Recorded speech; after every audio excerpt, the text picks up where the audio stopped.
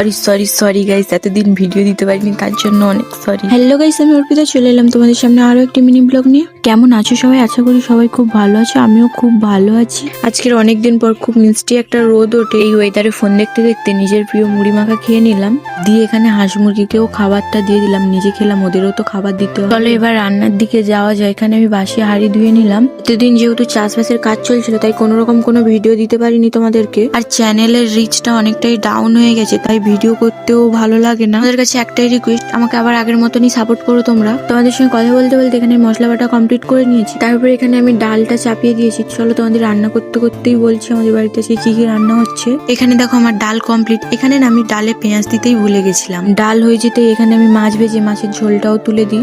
ঝোল ফুটে আসতেই মাছ দিয়ে নামিয়ে নিই, দিয়ে ওগুলো সাইড করে তারপরে আমি কাঁকড়া রান্না শুরু করি। আমি জানি এত ভালোভাবে ভয়েস দিতে বা এডিট করতে আমি পারি না, তারপরেও এই ছোট্ট বোনটির তোমরা পাশে থেকো। অনেক আশা নিয়ে ভিডিও করা শুরু করেছি। তোমাদের সঙ্গে কথা বলতে বলতে এখানে আমার কাঁকড়ার তরকারিটাও হয়ে গেছে। এবারে তোমরাই কমেন্ট করে জানো আজকে আমাদের বাড়িতে কি কি রান্না হলো। আমি খাবার খাই, আমার ভিডিও তোমাদের ভালো লাগলে ফলো করে এই ছোট্ট বোনটির পাশে থেকো।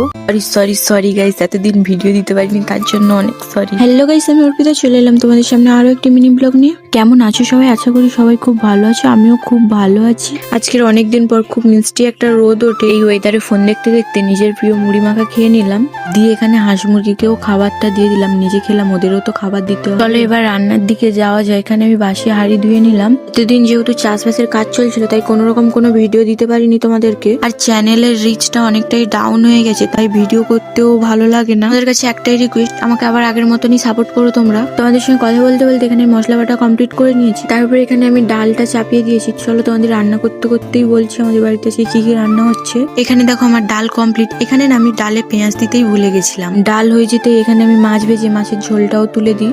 ঝোল ফুটে আসতেই মাছ দিয়ে নামিয়ে নিই, দিয়ে ওগুলো সাইড করে তারপরে আমি কাঁকড়া রান্না শুরু করি। আমি জানি এত ভালোভাবে ভয়েস দিতে বা এডিট করতে আমি পারি না, তারপরেও এই ছোট্ট বোনটির তোমরা পাশে থেকো। অনেক আশা নিয়ে ভিডিও করা শুরু করেছি। তোমাদের সঙ্গে কথা বলতে বলতে এখানে আমার কাঁকড়ার তরকারিটাও হয়ে গেছে। এবারে তোমরাই কমেন্ট করে জানো আজকে আমাদের বাড়িতে কি কি রান্না হলো। আমি খাবার খাই, আমার ভিডিও তোমাদের ভালো লাগলে ফলো করে এই ছোট্ট বোনটির পাশে থেকো।